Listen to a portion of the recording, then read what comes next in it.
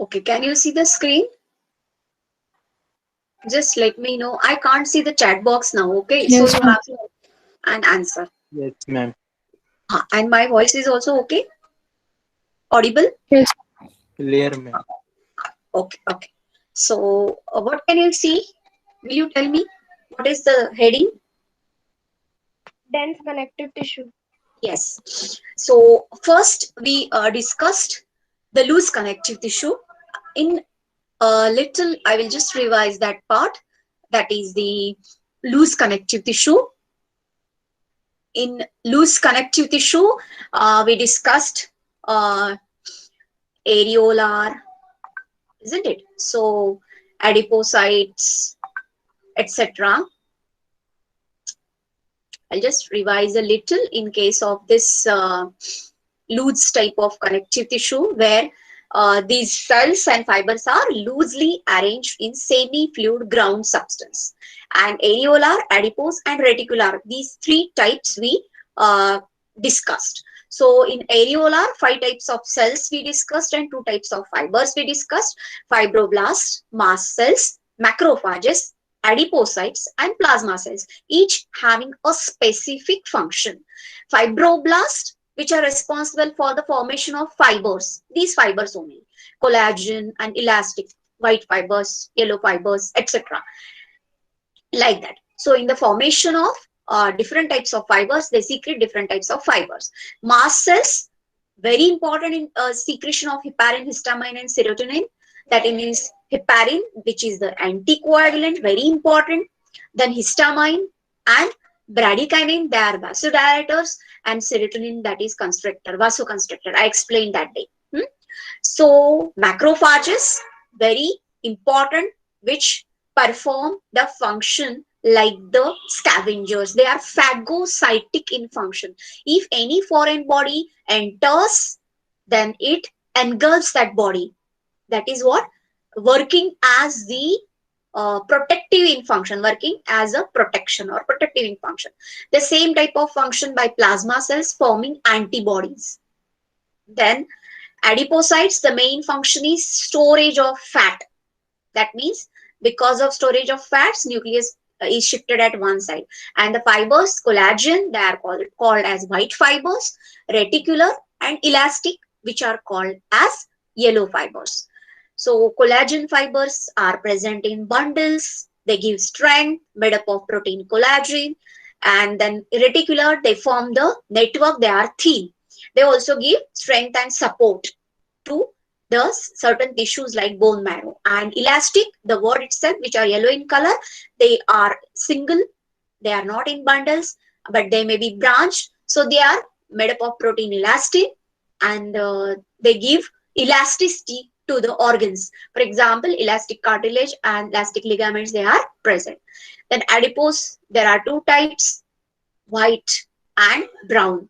White adipose tissue generally present in adults, brown adipose tissue present in infants. So these 2 types, and the reticular tissue, that means the fibers, specialized fibroblast, so and the reticular cells. Supporting framework they form in the lymphoid organs, bone marrow and spleen. So this is all about the loose connective tissue. Now we'll talk about the dense connective tissue.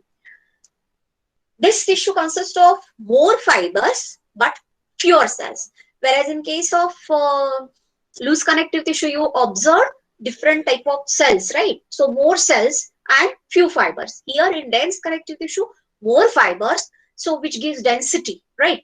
Which become very dense because of the presence of more fibers and fewer cells. It has very little ground substance. In case of dense connective tissue, ground substance is less as compared to loose connective tissue. Based on the arrangement of fibers, dense connective tissue is of 3 types. One, dense regular connective tissue, dense irregular connective tissue, and then elastic connective tissue. Here also you remember these 2 types, basically regular and irregular connective tissue, and along with that elastic connective tissue. The word itself suggests now. Regular means what? These collagen fibers are arranged in parallel to one another in bundles. So collagen fibers generally are present in bundles. Here they are arranged in a particular manner. Regular manner means they are arranged parallelly, parallel to one another. And so where these are present, what are the examples of dense regular connective tissue? Dense, which are very compact, means they are arranged very close to each other in parallel form. And tendons, which attach to the skeletal muscle, to the bones. Tendons are what? These connect muscles to the bones. So they are the examples of dense regular connective tissue. Whereas ligaments which attach bones to other bones. So the two different bones are connected by ligaments, and bones to the muscles, they are connected by tendons. Remember that. So these are tendons and ligaments are the examples of dense regular connective tissue. And connective, the word itself suggests which connects, which binds two different parts of the body. Here muscles to the bones, or bones to the bones, like that. Now irregular, there are these bundles are of collagen types only, collagen fibers only, but they are irregularly arranged. Whereas in case of regular connective tissue, they are regularly arranged in a parallel way, one parallel to one another, forming a bundle. Here also they are bundles, but they are irregularly arranged. Now what are the examples? These are periosteum, endosteum. Now what is periosteum, endosteum? I will show in the next part. That is a part of bone only. Okay. Pericardium. Cardium is what? Heart. So which surrounds the heart. That. Then heart valves. Then joint capsule and deeper regions of dermis of skin. So these are the examples of irregular type of dense connective tissue, which where collagen fibers are present but irregularly seen. Now the next is what? Elastic. Third category is what? Elastic connective tissue. Here it is mainly made up of yellow elastic fibers. Whenever it is elastic, there yellow fibers are present. Now in the first two, regular and irregular, both the types, there are the collagen fibers made up of protein collagen, which gives strength. Whereas elastic fibers, yellow are elastic always, they are made up of protein elastin, which give elasticity. That is what the difference between these two. So it is made up of elastic fibers capable of considering considerable extension and recoil.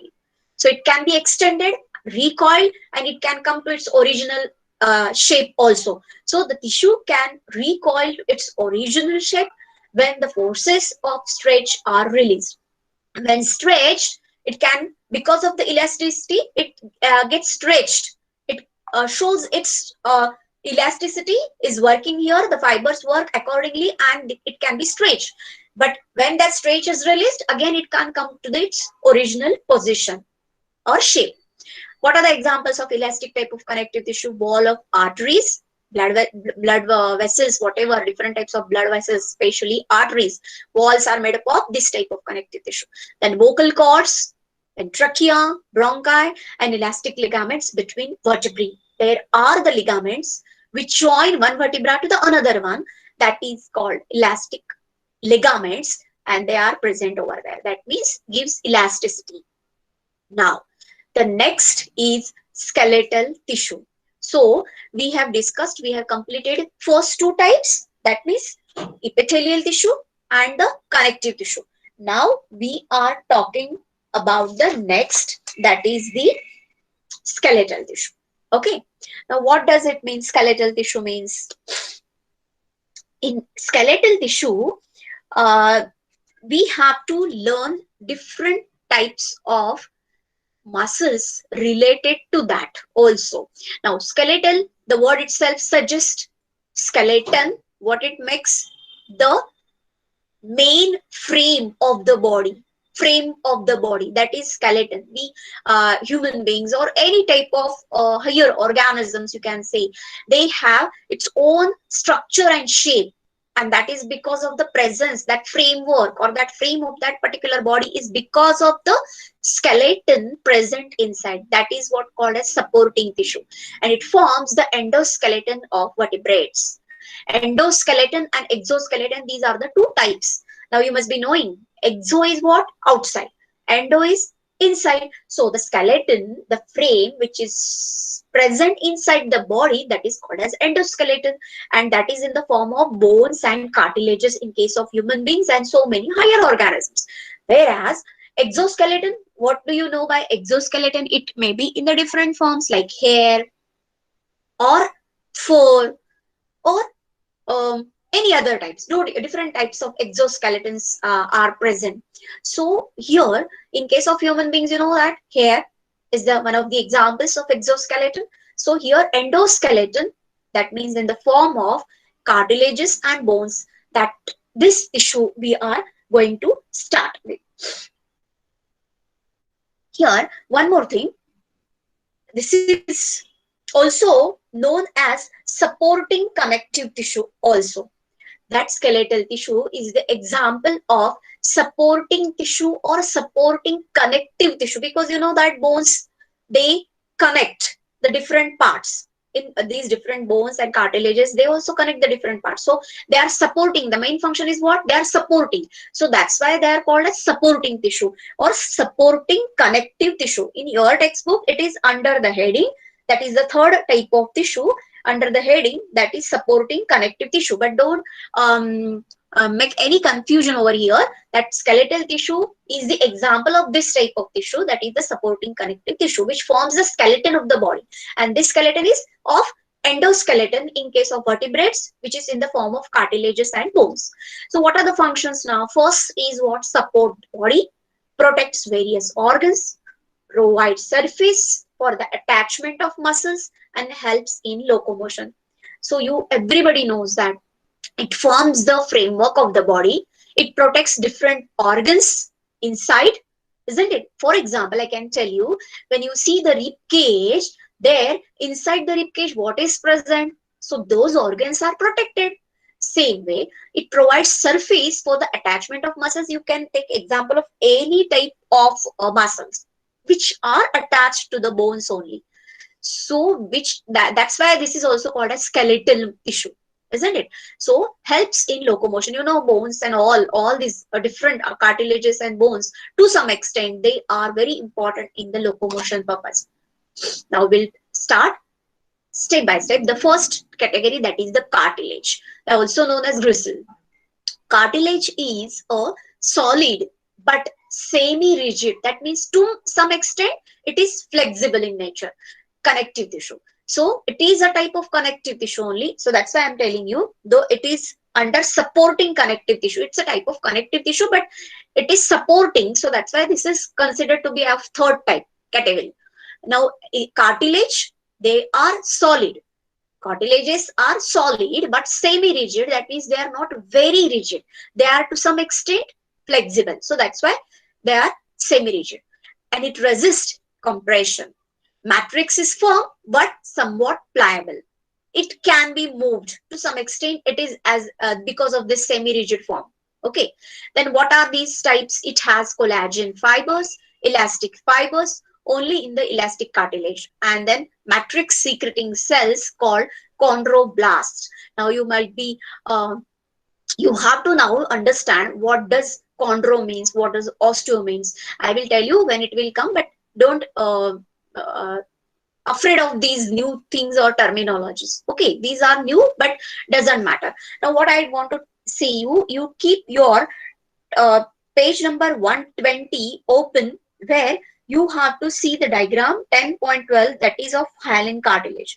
In hyaline cartilage, I will explain you all these parts. Okay, you just keep this textbook open, 120 page and 10.12 diagram, where I'll explain all these words and the parts present in the diagram. What does it mean?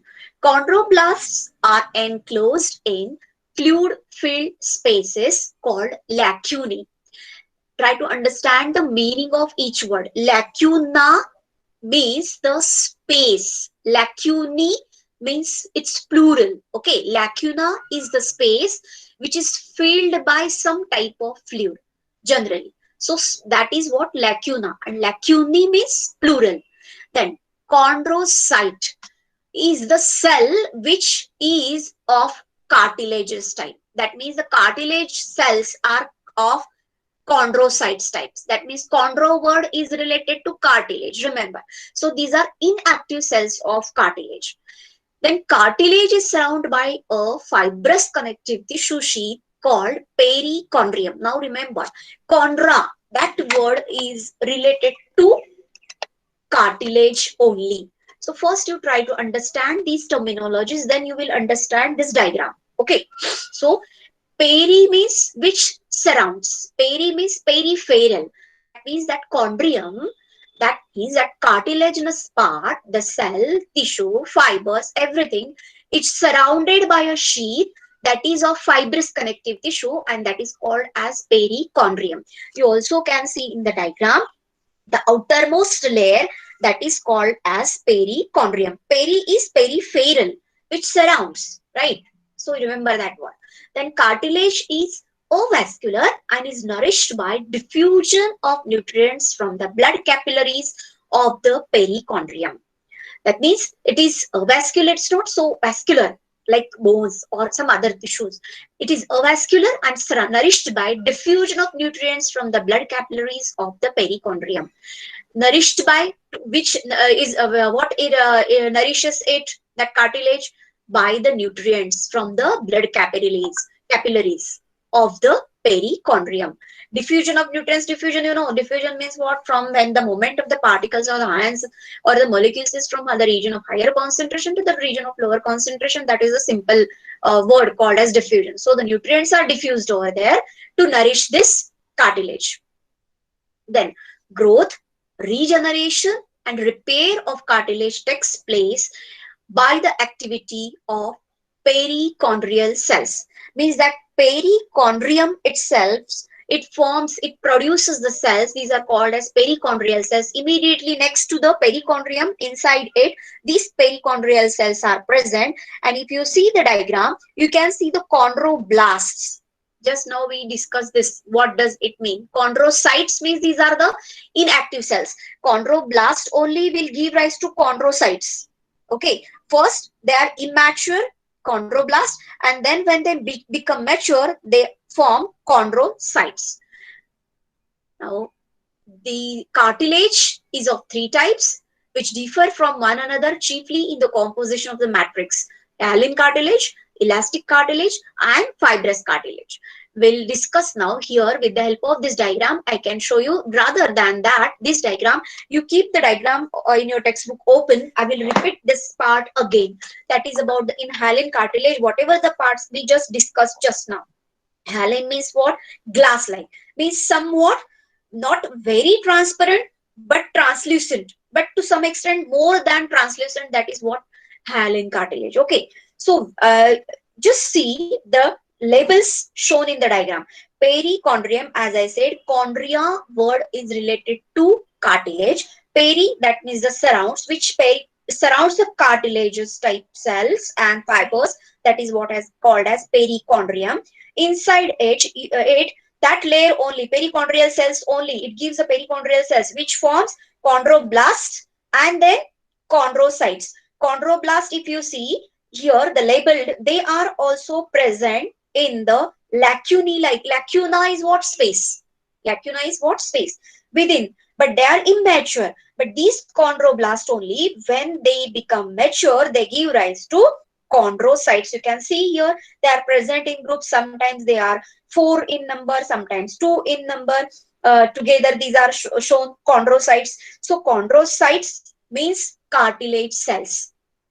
Chondrocytes means cartilage cells, and lacuna means space. Within that space, the fluid is present, and within that fluid, what are these cells present? Chondrocytes and chondroblast.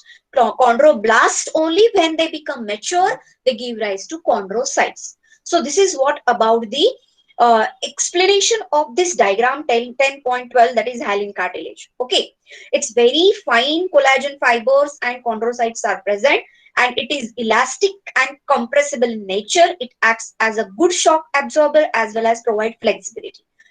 It reduces friction.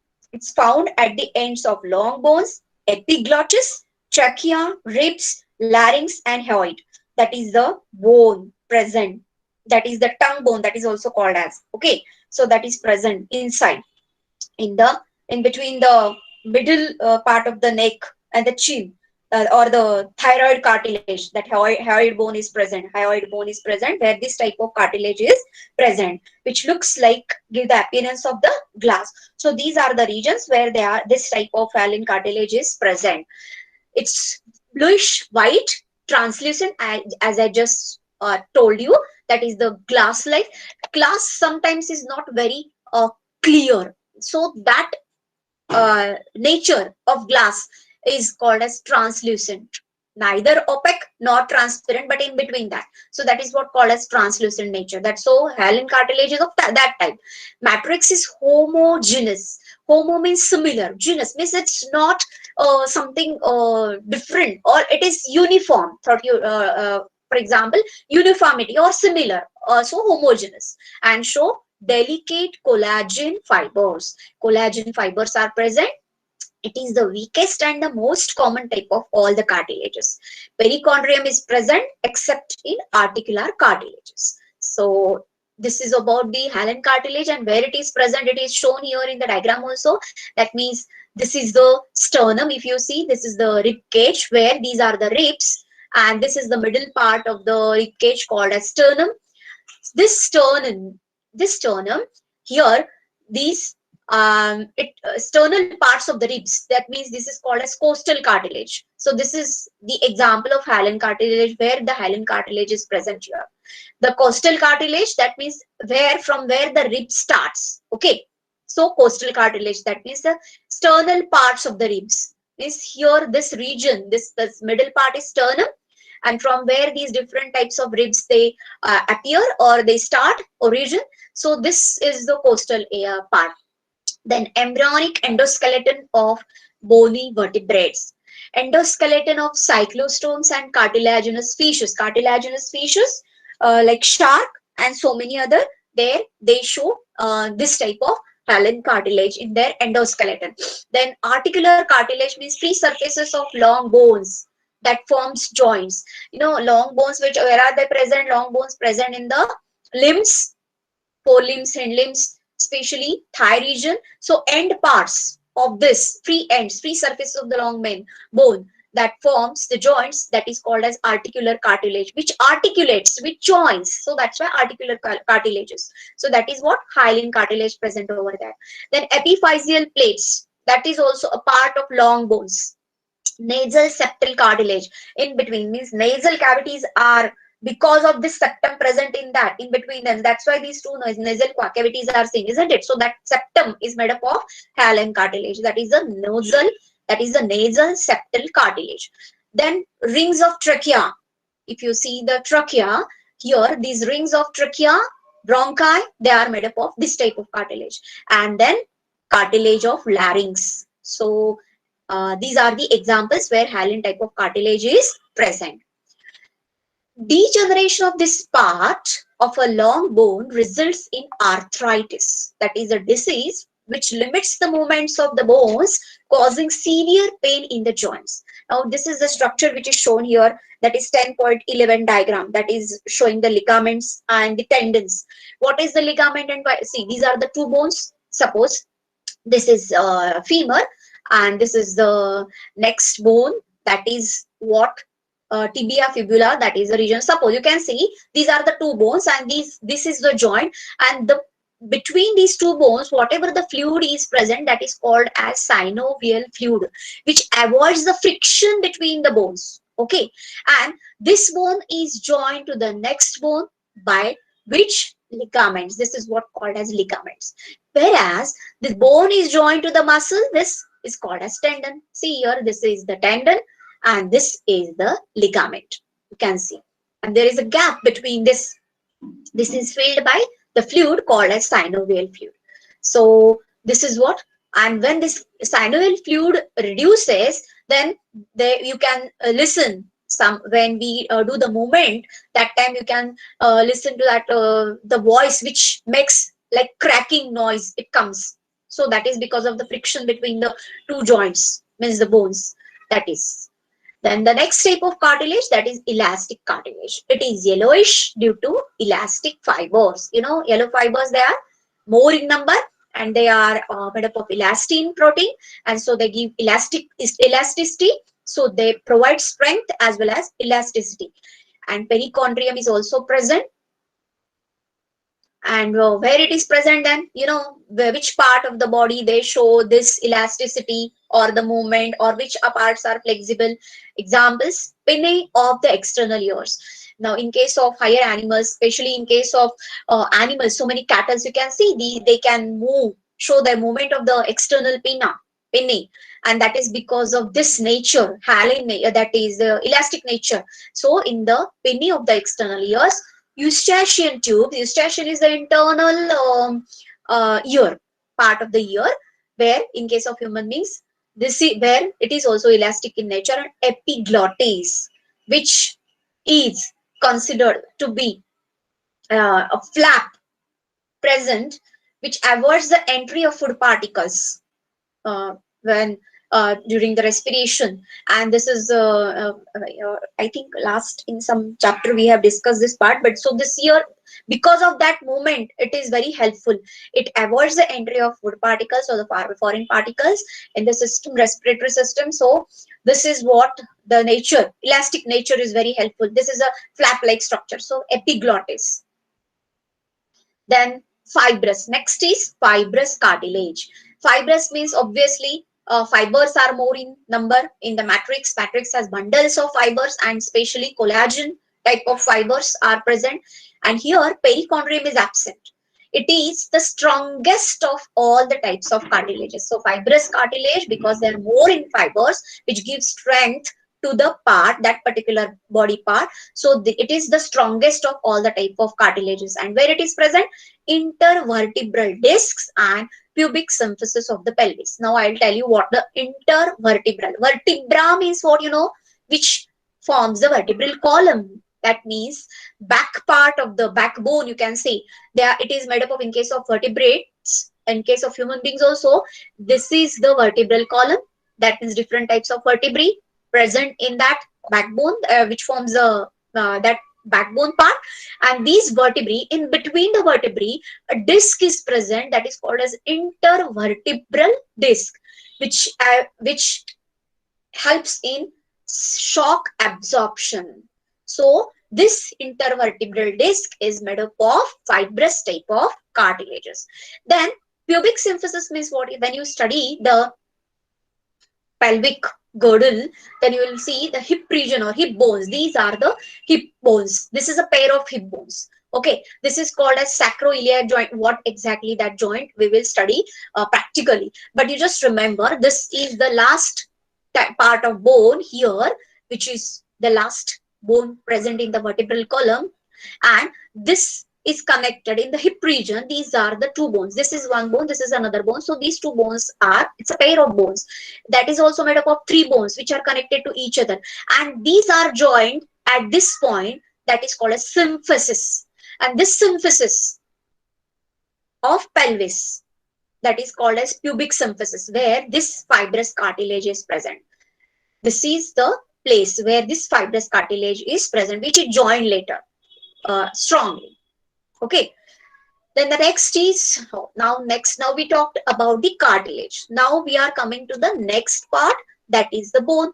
So in connective tissue, or you can say the supporting connective tissue, the third category, we are giving its name as a skeletal also.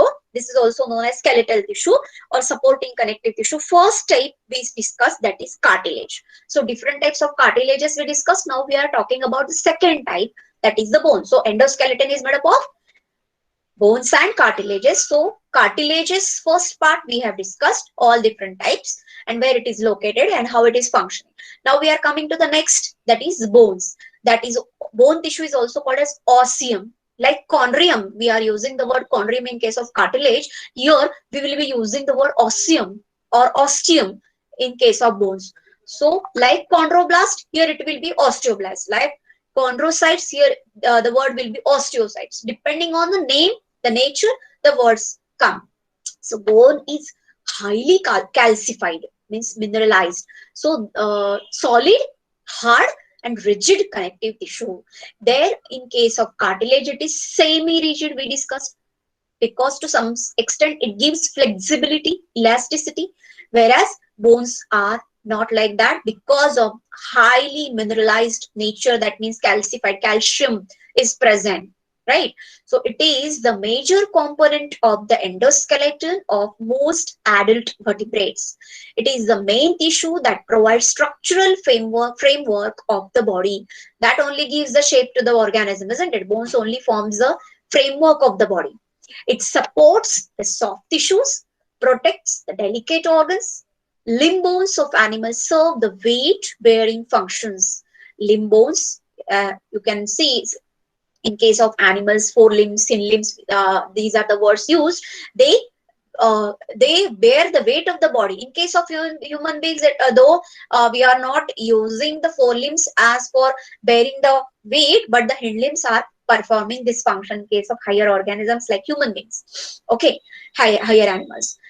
Bones are also, they interact with muscles attached to them to bring about movement. So muscular movements, they are possible only because of the bones. So muscles, that's why this is also called a skeletal tissue.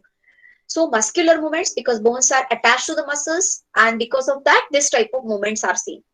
Bones have a hard and non-pliable matrix rich in calcium salts and collagen fibers, which give the bone its strength. Because of these collagen fibers and calcium salts, which are rich in bones, that the bones are strong, stronger than cartilages. Okay, now we will study the structure of bones first, so that you will come to know what exactly that part is. During aging, the proportion of inorganic materials increases in bone, making it more brittle. That means, the proportion of inorganic material increases, and the calcium salts and that uh, form, or you can say these reservoirs, they are reduced in number, and as the inorganic material increases, the bones become brittle.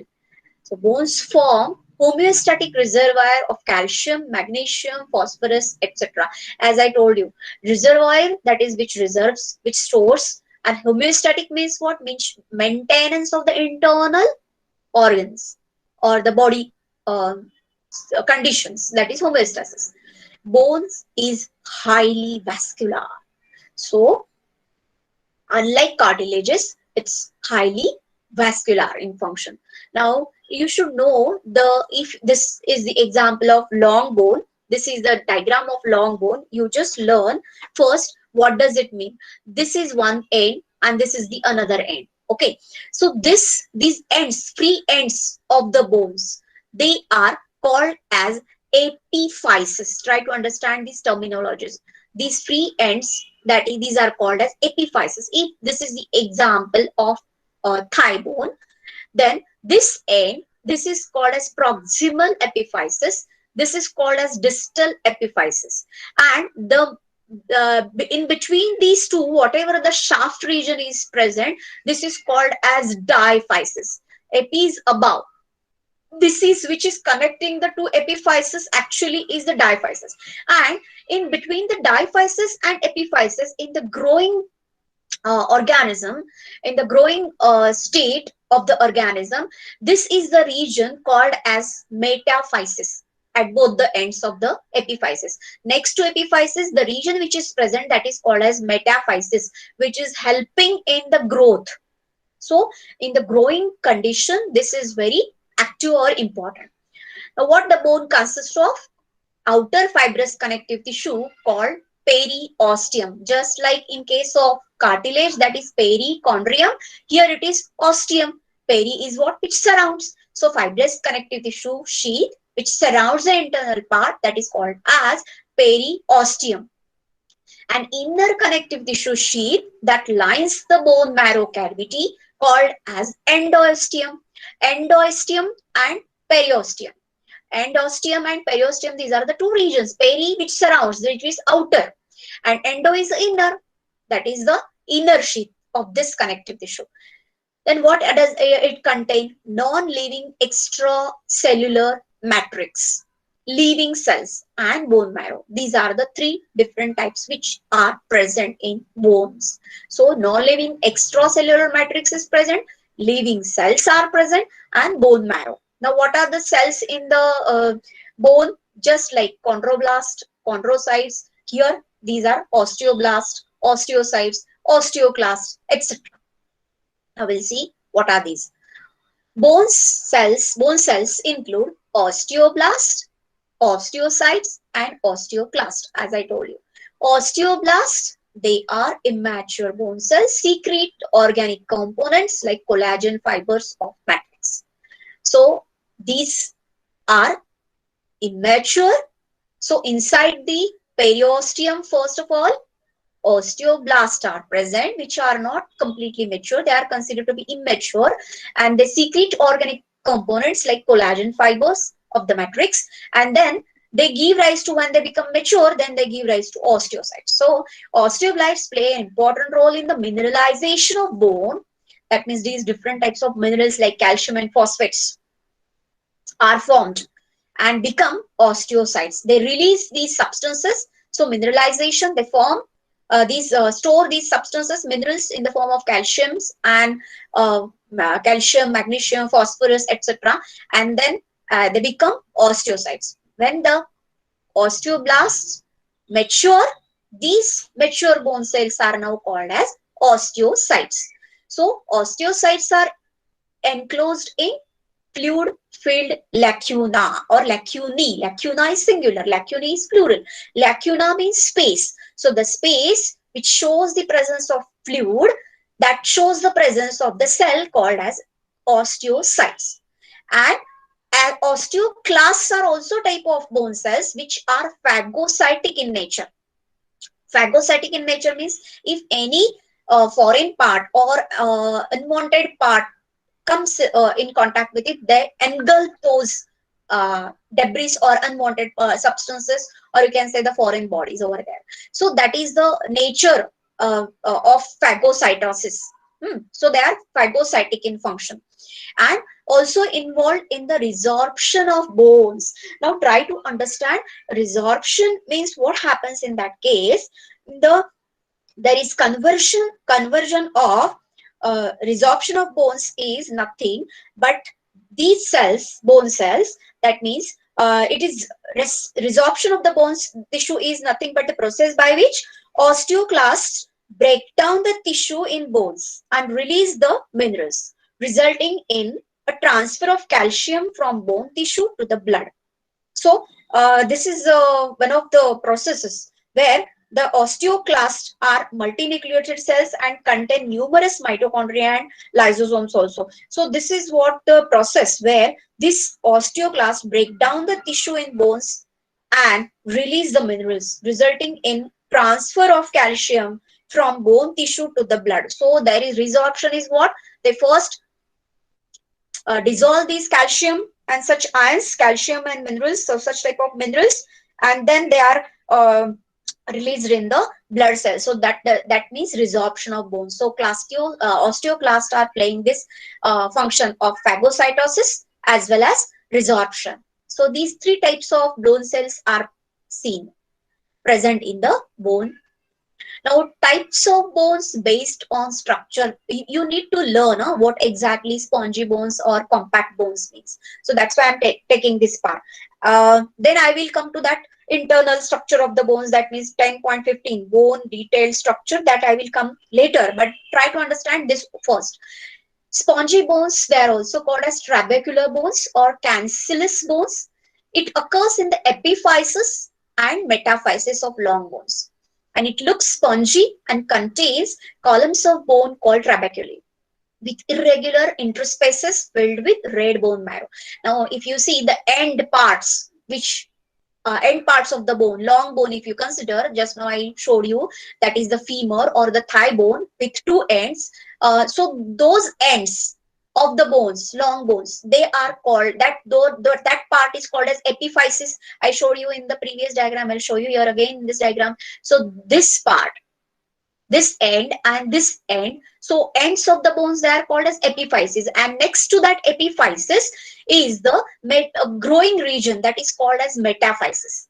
And in between the two metaphysis, whatever that shaft region is present, that is called as diaphysis. So in the epiphyseal region, in this region, spongy type of bones are present. What does it mean? What are these spongy bones? These spongy bones means they occur in the epiphysis and metaphysis region of the long bones and look spongy, contain columns of bones called trabeculae with irregular intercellular interspaces filled with red bone marrow. So this is what you can see the spongy nature here in this. When the section is taken, this gives the appearance of sponge. So spongy bones, they are the epiphyseal regions, and this is the bone marrow.